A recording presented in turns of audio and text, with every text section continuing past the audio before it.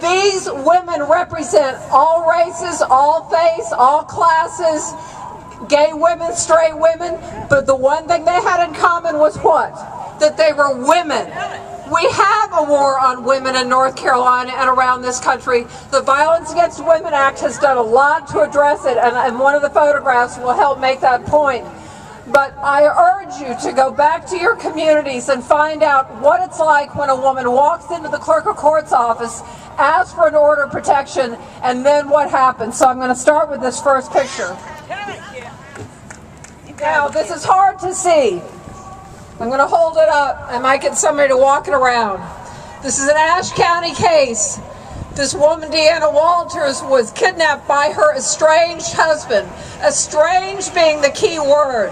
The most dangerous thing for domestic violence victims to do is leave their abuser.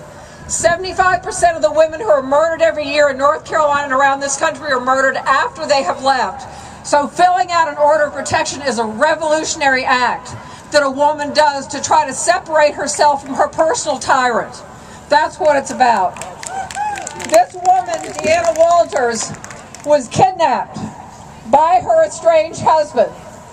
He also kidnapped their little girl.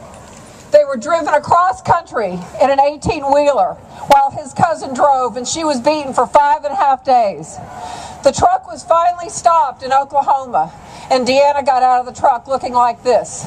She was taken to the emergency department, and her husband was allowed to leave and go back to North Carolina. He was not arrested. When she came back to North Carolina looking like this, the local prosecutor in Ashe County said, "I don't think I can do much with this case because you didn't try to run." She didn't try to run because her husband told her that if she did try to run, he'd kill their daughter. This is the reality of domestic violence in North Carolina.